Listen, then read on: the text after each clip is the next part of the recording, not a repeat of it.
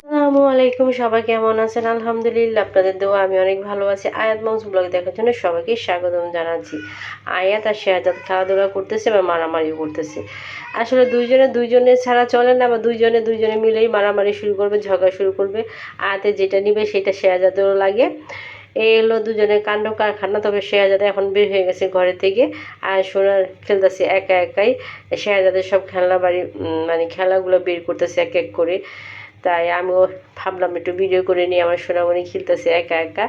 আর এই যে ভিতরে কিন্তু সবগুলো খেলনা আরও অনেকগুলো সাজানো আছে, আবার ব্যাগের ভিতরে অনেকগুলো আছে।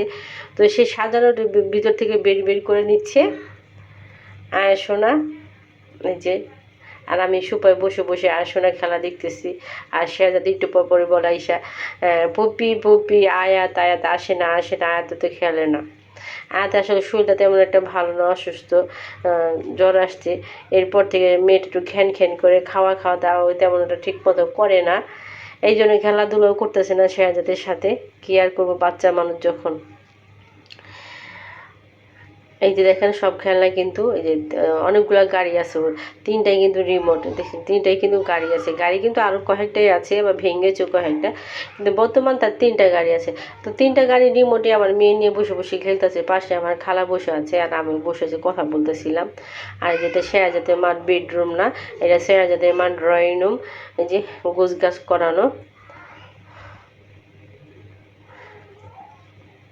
পরিপাটি করে সাজানো। এই যে চলে আসছিলাম বাসায় এসে দেখি তো সেই এক বর্ষার বৃষ্টি।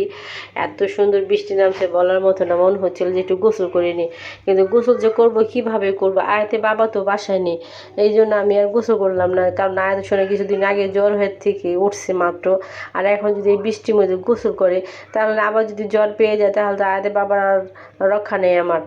আরে বাবা যে দুনিয়ার কথা শোনাবে বসে বসে। এই জন্য আমি আর কথার ভয়ে আর গোসল করতে নামলাম না।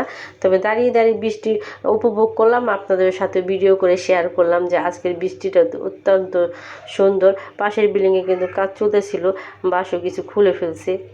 ওই বাঁশগুলো হয়তো আবার উপরে লাগাবে।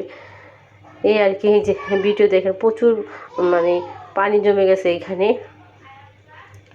ভিডিও করতে খুব ভালোই লাগতেছে। এই দেখেন আমার টবের ভিতরে কিন্তু ওই যে ছাদে থেকে পানি পড়তেছে, এই টবগুলো আমার সব সরিয়ে দিতে হবে বৃষ্টি গেলে। আজকে ভিডিওটা আসলে কেমন হলো সবাই কিন্তু কমেন্ট করে জানাবেন, আর সবাই সবার পাশে থাকবেন, আমিও আপনাদের পাশে থাকার চেষ্টা করব।